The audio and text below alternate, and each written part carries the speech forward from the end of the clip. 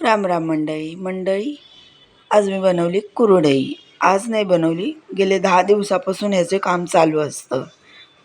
एखादं घर बांधायला घेतल्यावर कसं त्याचं थोडं थोडं, तसं हिचं थोडं थोडं काम चालू असतं. आणि अशी तेलावर ते टाकल्यावर मस्त फुलते. ती पण म्हणते झुकेगा नहीं साला. इतकी छान फ्लावरसारखी फुगते, बघू शकता तुम्ही.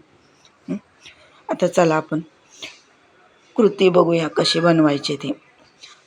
7 दिवस गहू भिजत टाकले. 7व्या दिवशी मिक्सरला बारीक वाटून गाळून घेतले. भरपूर पाणी टाकून गाळून स्वच्छ हे धुवून असे प्रकारचं हे जो गव्हाचा जो भुस्सा उरतो तो उन्हामध्ये सुकवून ठेवायचा डब्यामध्ये. भाजी छान होते त्याची. आणि ह्या जे चीक आहे तो वरचं पाणी पूर्णपणे काढून टाकायचं आणि खालचा जो चीक आहे तोच घ्यायचा आहे. वरचं पाणी काढून टाकायचं पूर्ण. त्याच्यानंतर आपल्याला जेवढं लागेल 2 वाट्या चीक आणि 2 वाटी पाणी, अशा प्रकारे त्याचं प्रमाण आहे. तर पाणी गरम करायला ठेवलं 2 वाट्या, चवीनुसार मीठ टाकलं आणि पाणी उकळल्यावर पाणी स्लो करायचा गॅस. पूर्णपणे पाणी उकळी थांबली पाहिजे तेव्हाच चीक टाकायचा.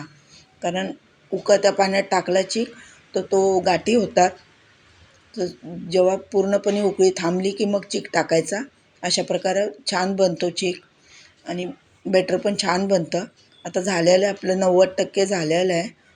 त्याच्यावरती आपण आता एक कॉटनचा ओला कपडा करायचा आणि तो झाकून ठेवायचा. 2 मिनटं गॅस स्लो करून बंद करून टाकायचा. 10 मिनटं ठेवायचे आणि कुरडई काढायला घ्यायची.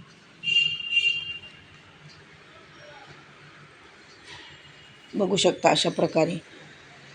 वाकडे तिकडे जरा झालेले आहेत, कारण काय तब्येत डाऊन होती तर मुलांनी वगैरे काढलेले आहेत. झालेले मस्त कडक उन्हामध्ये सुकून डब्यात भरून ठेवायच्या. तर फ्राय केलेले बघू शकता, पांढरी शुभ्र झालेली. गहू जेवढा चांगला भिजेल तेवढा कुरडई पांढरी शुभ्र होते. फ्राय करून बघितले किती मस्त होतात. अशा प्रकारे बनवून बघा.